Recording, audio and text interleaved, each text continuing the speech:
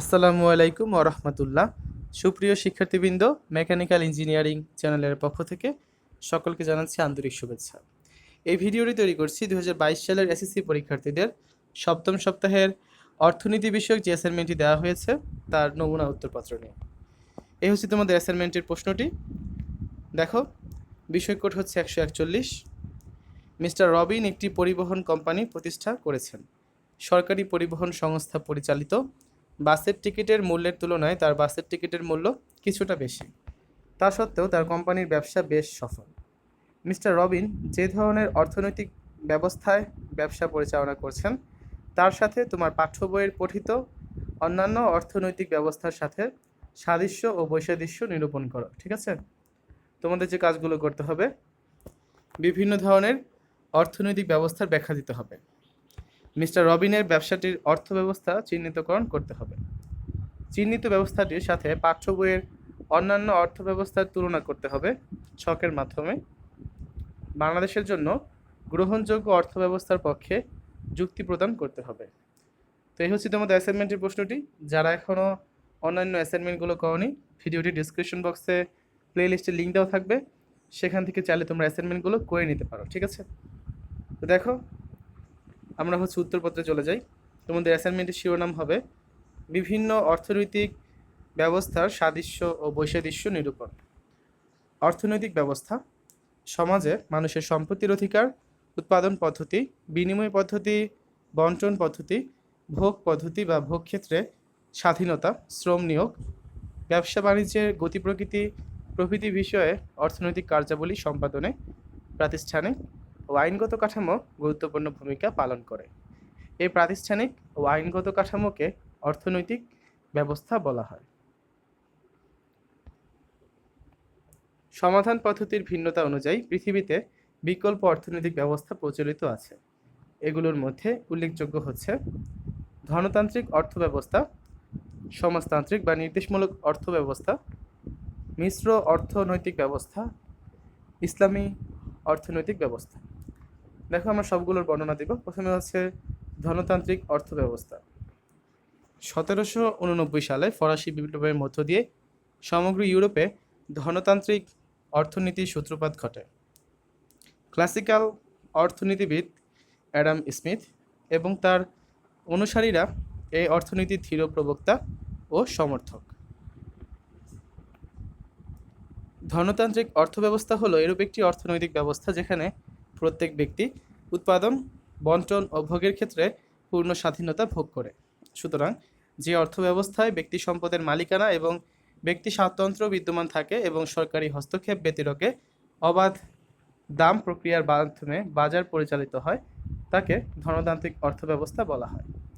ভি.আই. লেনিনের মতে ধনতন্ত্র বলতে উৎপাদনের ওই উন্নত স্তরকে বোঝায় যেখানে মনুষ্য শ্রমের উৎপাদন শুরু হয়। শুধু নয়, মনুষ্য শ্রমশক্তি নিজেই পণ্যে পরিণত হয়। 2. সমাজতান্ত্রিক অর্থব্যবস্থা বা নির্দেশমূলক অর্থব্যবস্থা। 1917 সালে রাশিয়ার জারতন্ত্রের পতন ও লেনিনের নেতৃত্বে নির্দেশমূলক অর্থব্যবস্থা বা সমাজতন্ত্রের উত্থান হয়। পরবর্তীতে বিশুদ্ধ সমাজতান্ত্রিক চিন্তাবিদ মাও সেতুং এর নেতৃত্বে চীনেও নির্দেশমূলক অর্থনীতি প্রয়োগ ঘটে। নির্দেশমূলক বা সমাজতান্ত্রিক অর্থব্যবস্থা এমন এক আর্থসামাজিক ও রাজনৈতিক ব্যবস্থা যেখানে উৎপাদনের উপকরণসমূহের ব্যক্তিগত মালিকানা নেই। উৎপাদিত সম্পদ মানুষের কাজের পরিমাণ ও গুণ অনুযায়ী রাষ্ট্রীয় নিয়ন্ত্রণ ও কেন্দ্রীয় পরিকল্পনার মাধ্যমে বণ্টন করা হয়। এই ব্যবস্থায় পরিকল্পিত অর্থনীতির উপর গুরুত্ব প্রদান করা হয়। অর্থনীতিবিদ জে.এফ. র্যাগান এবং এল.বি. থমাসের মতে সমাজতান্ত্রিক অর্থব্যবস্থা হলো এরূপ একটি অর্থব্যবস্থা যেখানে সম্পত্তির রাষ্ট্রীয় মালিকানা বিদ্যমান এবং কেন্দ্রীয় কর্তৃপক্ষ অর্থনীতির সিদ্ধান্ত গৃহীত হয়। 3. মিশ্র অর্থনৈতিক ব্যবস্থা। যে অর্থব্যবস্থা ধনতন্ত্র ও সমাজতন্ত্রের দুর্বলতা পরিত্যাগ করে এবং গুণগুলো গ্রহণ করে তাকে মিশ্র অর্থনৈতিক ব্যবস্থা বলে। সাধারণত এই অর্থব্যবস্থায় ব্যক্তিগত ও বেসরকারি উদ্যোগের পাশাপাশি সরকারি উদ্যোগ ও সামাজিক নিয়ন্ত্রণ বিরাজ করে। এই ব্যবস্থায় সামাজিক দ্রব্যের জন্য ব্যয় অধিক হয়, যার যোগান দেয় ব্যক্তিগত উদ্যোগে সম্ভব নয়। জনগুরুত্বপূর্ণ খাত যেমন সড়ক নির্মাণ, রেলপথ, সমুদ্র বন্দর, বৃহৎ বিদ্যুৎ উৎপাদন কেন্দ্র, হাসপাতাল, টেলিযোগাযোগ নির্মাণে সাধারণত ব্যক্তিগত উদ্যোগ অপেক্ষা সরকারি উদ্যোগকে সমর্থনযোগ্য মনে হয়। যুক্তরাজ্য, জার্মানি, বাংলাদেশ, ভারত, পাকিস্তান সহ তৃতীয় বিশ্বের অনেক দেশে মিশ্র অর্থনৈতিক ব্যবস্থা প্রচলিত আছে। তারপর রয়েছে ইসলামী অর্থব্যবস্থা। ইসলামের মৌলিক নিয়মকানুনের উপর বিশ্বাসকে ভিত্তি করে গড়ে ওঠা অর্থব্যবস্থাকে ইসলামী অর্থব্যবস্থা বলা হয়।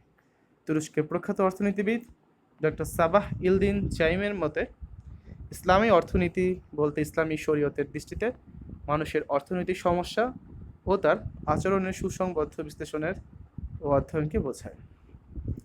ইসলাম একটি সম্পূর্ণ জীবন বিধান। পবিত্র কুরআনে বলা হয়েছে, আকাশ ও মাটির মালিকানা একান্তভাবে আল্লাহর জন্য নির্দিষ্ট। আল্লাহর এই মালিকানার প্রেক্ষিতে তার নির্দেশিত পথে মানুষ উৎপাদন, আয় সংগ্রহ, সম্পদের বন্টন প্রভৃতি কার্যাবলী সম্পন্ন করবে। এই মর্মার্থেই ইসলামী অর্থনীতির মূল কথা। মিস্টার রবিনের ব্যবসাটির অর্থব্যবস্থা চিহ্নিত করেন। উদ্দীপকে মিস্টার রবিনের ব্যবসাটি ধনতান্ত্রিক অর্থব্যবস্থার আওতাধীন। আমরা জানি যে অর্থব্যবস্থায় বেসরকারি উদ্যোগে সরকারি হস্তক্ষেপ ব্যতীত যাবতীয় অর্থনৈতিক কার্যক্রম পরিচালিত হয়, সেই অর্থব্যবস্থাকে ধনতান্ত্রিক অর্থব্যবস্থা বলা হয়। এখানে উদ্যোক্তা বা ব্যবসায়ী স্বাধীনভাবে উৎপাদন, বন্টন ও ভোগ করতে পারে। এই অর্থব্যবস্থায় ব্যক্তি সম্পদের মালিকানা এবং ব্যক্তি স্বাতন্ত্র্য বিদ্যমান থাকে। অবাধ প্রতিযোগিতার মাধ্যমে ব্যবসা পরিচালিত হয়। ধনতন্ত্রে উৎপাদক সর্বোচ্চ মুনাফা অর্জনের জন্য উৎপাদন করে। মিস্টার রবিন পরিবহন ব্যবসায় অর্থাৎ সড়কে বাস চলাচলের মাধ্যমে পরিবহন কোম্পানি প্রতিষ্ঠা করেছেন। তো এখানে উদ্দীপকের যে কথাগুলো ছিল সেগুলো লেখা আছে। অবাধ প্রতিযোগিতায় তিনি নিজের অবস্থান ধরে রেখেছেন। নতুন নতুন কৌশল অবলম্বনের মাধ্যমে মুনাফা অর্জনের লক্ষ্যে ব্যবসায় পরিচালনা করছেন, যা ধনতান্ত্রিক অর্থব্যবস্থার বৈশিষ্ট্যের অন্তর্গত। চিহ্নিত অর্থব্যবস্থার সাথে অন্যান্য অর্থব্যবস্থার তুলনা। চিহ্নিত অর্থব্যবস্থাটি হচ্ছে ধনতান্ত্রিক অর্থব্যবস্থা। নিম্নে এই অর্থব্যবস্থার সাথে অন্যান্য অর্থব্যবস্থার তুলনা উল্লেখ করা হলো। ধনতান্ত্রিক অর্থব্যবস্থা, নির্দেশমূলক অর্থব্যবস্থা, মিশ্র অর্থব্যবস্থা এবং ইসলামী অর্থব্যবস্থা। পার্থক্যগুলো রয়েছে দেখো। মূল উৎস মানবসৃষ্ট নিয়মকানুন, তো বাকিগুলোর মূল উৎস দেওয়া আছে। শ্রেণী শোষণ হচ্ছে উপস্থিত, শ্রেণী নেই, শোষণও নেই। শোষণ নেই বললেই চলে। ইসলামে শোষণ সম্পূর্ণ নিষিদ্ধ। ব্যক্তিগত মালিকানা বিদ্যমান, রাষ্ট্রীয় মালিকানা, ব্যক্তিগত সরকারি উভয় মালিকানা। আল্লাহ সকল কিছুর মালিক। ভোগ ক্ষেত্রে ভোক্তা স্বাধীন, ভোক্তা স্বাধীন নয়। ভোগ ক্ষেত্রে ভোক্তা যথেষ্ট স্বাধীনতা ভোগ করে। হালাল ও হারামের প্রয়োগের কারণে ভোক্তা সম্পূর্ণ স্বাধীন নয়। ব্যক্তিগত মুনাফার স্বীকৃত, ব্যক্তিগত মুনাফার স্বীকৃতি নেই। ব্যক্তিগত মুনাফার স্বীকৃত। সুদ, ঘুষ, মুনাফা অর্জন প্রভৃতির মাধ্যমে সম্পদের মালিক হওয়াকে নিষিদ্ধ করা হয়েছে। অবাধ প্রতিযোগিতা বিদ্যমান, অবাধ প্রতিযোগিতা নেই। প্রতিযোগিতা থাকলেও সরকার একচেটিয়া কারবার নিয়ন্ত্রণ করে। ইসলামের সঠিক বিধান থাকায় প্রতিযোগিতা নেই। ভোক্তার চাহিদার উপর নিয়ন্ত্রণ নেই, চাহিদার উপর নিয়ন্ত্রণ বিদ্যমান। ভোক্তার চাহিদাকে সর্বাধিক গুরুত্ব দেওয়া হয়। ভোক্তার হালাল চাহিদা গ্রহণযোগ্য।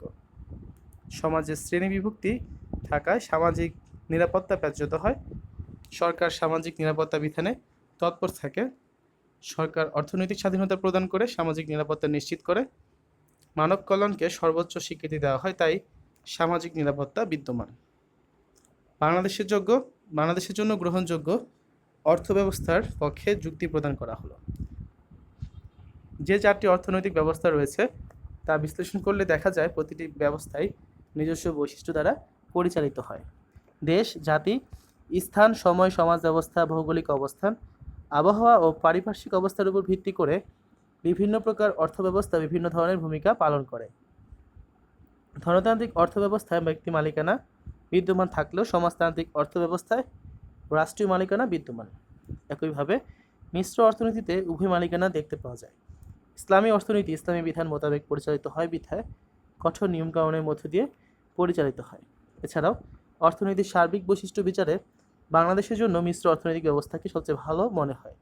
এর পেছনে যে যুক্তিগুলো উপস্থাপন করা যায় সেগুলো হচ্ছে, ব্যক্তিগত সরকারি উভয় মালিকানা বিদ্যমান থাকায় সম্পূর্ণ ঝুঁকি ব্যক্তিকে নিতে হয় না। আয়ের একটি অংশ সরাসরি ব্যক্তি ভোগ করতে পারে। অর্থনৈতিক সংকটে সরাসরি সরকারি সহায়তা পাওয়া যায়। ব্যক্তি তার মতামত প্রয়োগের সুবিধা পায়। কখনো অর্থনীতিতে অস্থিতিশীলতা দেখা দিলে সরকার তা সরাসরি নিয়ন্ত্রণে নিয়ে নেয়। মুদ্রাস্ফীতি ও মুদ্রা সংকোচনে রোধ করে বাণিজ্য চক্র মোকাবেলা, কালোবাজারি, মজুতদারি, সিন্ডিকেট বাণিজ্য প্রতিরোধে সরকার সচেষ্ট থাকে। ভোক্তার পছন্দ অনুযায়ী দ্রব্য সামগ্রী উৎপাদন হয় বিধায় তারা পছন্দ অনুযায়ী ক্রয় ও ভোগ করতে পারে। পেশা নির্বাচন ও অর্থনৈতিক উদ্যোগের ক্ষেত্রে ব্যক্তি পূর্ণ স্বাধীনতা ভোগ করতে পারে। সরকার অর্থনৈতিক স্বাধীনতা প্রদান করে বলে জনগণের অর্থনৈতিক নিরাপত্তা নিশ্চিত হয়। যদিও ইংল্যান্ডে মিশ্র অর্থব্যবস্থার সূচনা হয়, পরবর্তী পর্যায়ে ভারত, বাংলাদেশ, শ্রীলঙ্কা, নরওয়ে, যুক্তরাষ্ট্র, জার্মানি, পাকিস্তান সহ বর্তমানে অনেক দেশে মিশ্র অর্থনীতি পদ্ধতি ব্যাপকভাবে প্রচলিত। বিশুদ্ধ সমাজতন্ত্র বা ধনতন্ত্র কোনোটি সমাজের উন্নয়নের জন্য এককভাবে যথেষ্ট নয়, তাই অনেকে মিশ্র অর্থব্যবস্থাকে শ্রেষ্ঠ বলে মনে করেন। তো শিক্ষার্থীরা, এ ছিল তোমাদের দশম শ্রেণীর শিক্ষার্থীদের সপ্তম সপ্তাহের অর্থনীতি বিষয়ক যে অ্যাসাইনমেন্টটি দেওয়া হয়েছে তার নমুনা উত্তরপত্র। তো যেখানে বিদায় নিচ্ছি, সবাই ভালো থাকবে। আল্লাহ হাফেজ।